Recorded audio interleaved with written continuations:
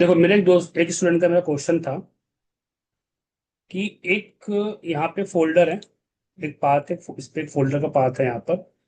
यहाँ पे multiple files रखी हुई है, ठीक है। और ये सारी फाइल का मुझे नेम ना यहाँ पे लिस्ट कराना है। ओके। ये जो क्वेश्चन है कई बार इंटरव्यू पूछा भी गया है और काफी इंटरेस्टिंग क्वेश्चन भी है, ठीक है। बट ये क्वेश्चन जो है थोड़ा सा ट्रिकी है, बट है बड़ा सिंपल। देखो, इसको करने से पहले हमें दो चीज को बारे में पता होना चाहिए। एक होता है डिफ फंक्शन। डिफ फंक्शन क्या होता है? ये डिफ फंक्शन जो होता है फाइल एंड फोल्डर्स पे वर्क करता है, ठीक है। और इस और इसके साथ हम डू वाइल लूप का भी यूज करेंगे। अब डू वाइल लूप मतलब क्या करता है बेसिकली?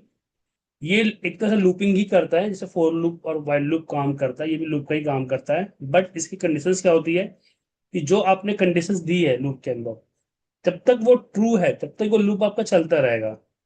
और जैसे ही आपकी कंडीशन फॉल्स होगी, वो चीज वो लूप स्टॉप हो जाएगा, ठीक है। तो पहले हम थोड़ा सा डू वाइल लूप के बारे में समझ लेते हैं कि डू वाइल लूप कैसे काम करता है। तब इससे आपको काफी आसान हो जाएगा, ठीक है। देखो, मेरे पास ना एक, यहाँ हमने एक डेटा ले लिया छोटा सा। मान लो एक नाम की लिस्ट ले लेते हैं, ठीक है। अब हमें क्या करना है कि ये जो नाम की लिस्ट है, हमें उसको सिलेक्ट करवाना है। और जैसे ही इसको ब्लैंक मिलेगा, ये लूप से एग्जिट कर जाएगा, ठीक है। ये हमें करवाना है। तो चलिए देखते हैं। एक हम मॉड्यूलेट कर लेते हैं पहले, है ना। सब। और हम डू वाइल पे काम करते हैं, डू वाइल का नाम देते हैं do while, okay. Do while. अब हम क्या करेंगे, हमारा डेटा कहाँ पर है? A1 से स्टार्ट हो रहा है, तो हम पहले क्या करेंगे, रेंज A1 को सिलेक्ट करवा लेंगे। रेंज A1 डॉट सिलेक्ट, ठीक है। फिर उसके बाद हम चलाएंगे डू वाइल लूप। हमें क्या करना है कि ये जब तक चलता है जब तक उसको डेटा मिलेगा।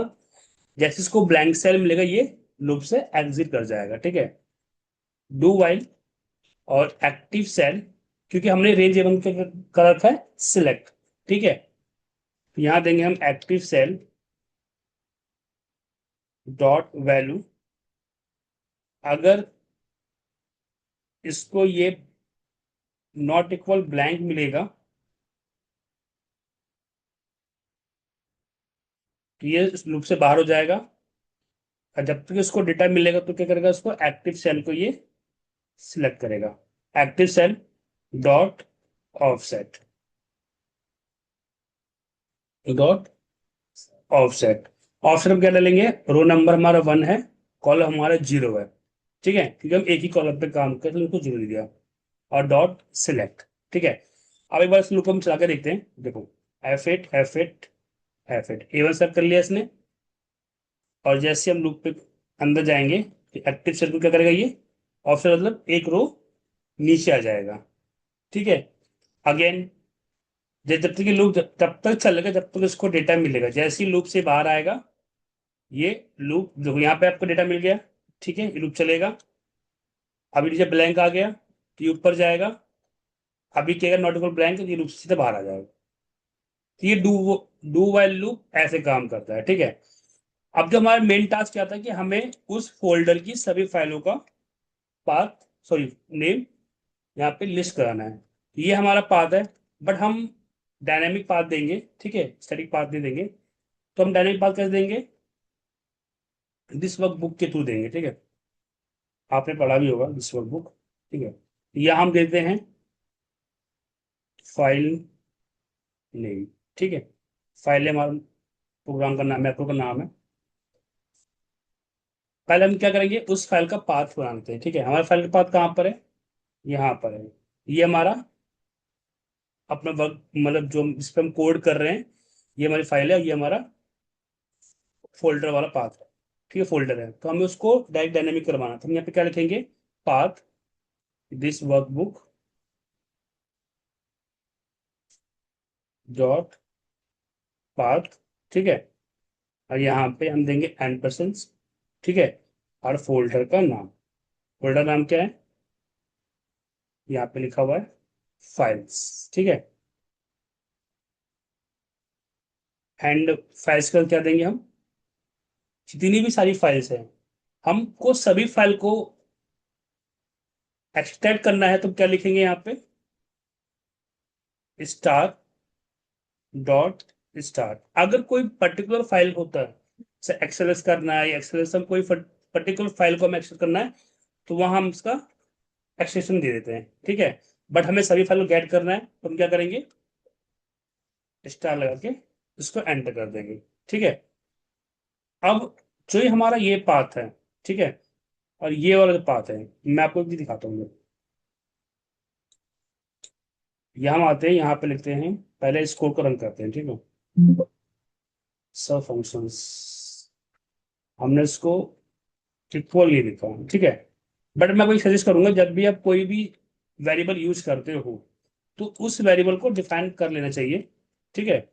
Dim path as string. इससे फायदा क्या होता है कि आपको जिसकी जो इंटेलिजेंस है वो शो होने लगती है। अगर आप इसको डिफाइन नहीं करोगे, तो जो उसकी इंटेलिजेंस होती है वो नहीं शो होती है, ठीक है। ये हर बार मैं क्लास में बच्चों को बताता रहता हूँ। अब मुझे क्या करना है, इसके आगे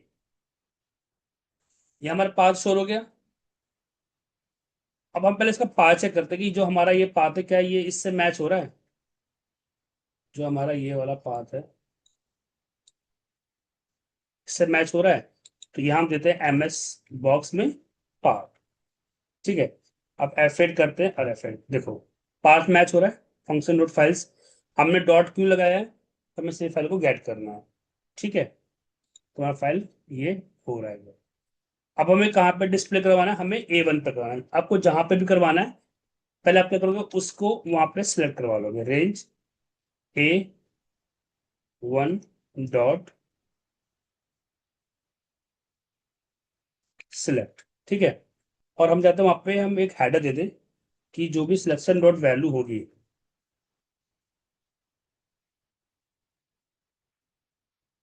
वहां पर देते हैं हम फाइल नेम, ठीक है।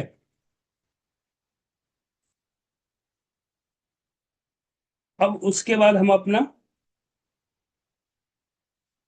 फाइल फंक्शंस बनाते हैं। तो हम एक वेरिएबल डिफाइन करते हैं फाइल नेम से, ठीक है, FL नेम, है ना। फाइल नेम यहाँ पे लिखेंगे DIR, ठीक है। अगर आपको DIR अच्छे से पढ़ना है, तो मेरे यूट्यूब में वो 5 वीडियोस पढ़े, वहां से देख सकते हो, ठीक है। पहले क्या आ रहा है, पाथ नेम। तो पाथ नेम में क्या आएगा आपका, ये जो आपने बनाया है पाथ, ठीक है, ये हमने पाथ डाल दिया। अब उसके बाद को यहाँ पे बहुत सारी लिस्ट है, मतलब 8-9 लिस्ट है। बट से मैक्सिमम जो ज्यादा यूज होती है आपकी डायरेक्टरी और आपका रीड ऑन ओनली और आपका नॉर्मल, ये ज्यादा यूज होता है, ठीक है। तो हम क्या करेंगे, नॉर्मल सेलेक्ट कर लेते हैं यहाँ से, ओके। अब ये हमारा बन गया पाथ, पूरा कंप्लीट पाथ बन गया, ठीक है। अब हम चलाएंगे लूप, डू वाइल, ठीक है। जो मेरा FL नेम है, क्या है, FL नेम, अगर नॉट इक्वल ब्लैंक है, ठीक है, FL नेम अगर ब्लैंक हो, तो क्या करेगा, ये लूप से बाहर आ जाएगा, ठीक है।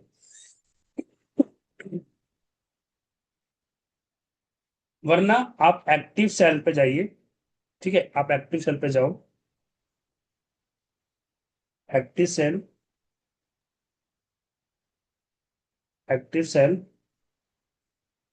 डॉट ऑफसेट 1,0, उसी कॉलम पर को आप पहले सिलेक्ट करो, ठीक है। और जो भी सिलेक्शन होगा, उसमें आप FL फाइल का नेम प्रिंट करा दो, ठीक है। उसके बाद फिर हम FL नेम इक्वल DIR देंगे। अब देखो, FL नेम DIR हम क्यों देते हैं, ये क्या करेगा, जो भी मेरी पहली फाइल मिलेगी और नेक्स्ट फाइल पे जाने के लिए जंप का जो प्रोसेस होता है, वो हम FL नेम DIR के थ्रू देते हैं। अगर ये नहीं देगा, तो वो क्या करेगा, ये इनफाइनाइट चलेगा, वो एक ही फाइल को बार बार बार बार बार बार बार बार प्रिंट करा देगा, ठीक है। तो मैं आपको भी दिखाता हूँ, देखो अगर मैंने इसको नहीं दिया,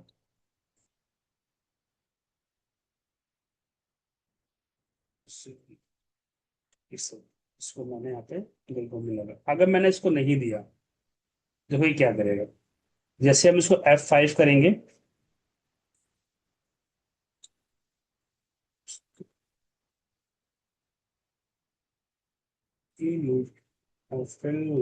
नॉट इक्वल ब्लैंक, बाकी सही है। डू वाई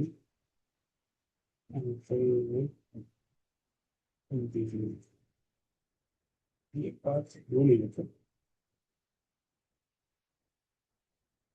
समय पास यहाँ पे कैपिटल F12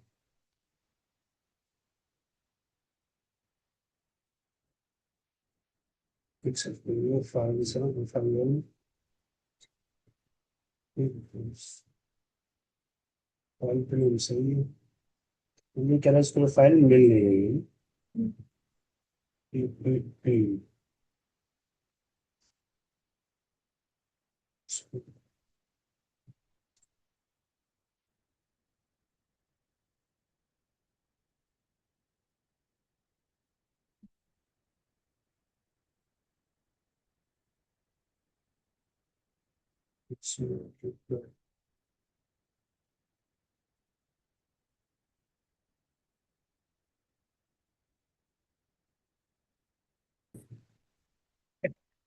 एक्चुअली हमने फाइल्स के बाद ना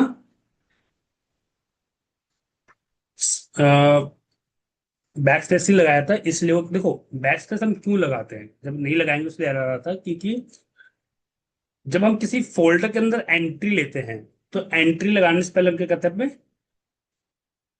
बैक स्पेस लगाते हैं।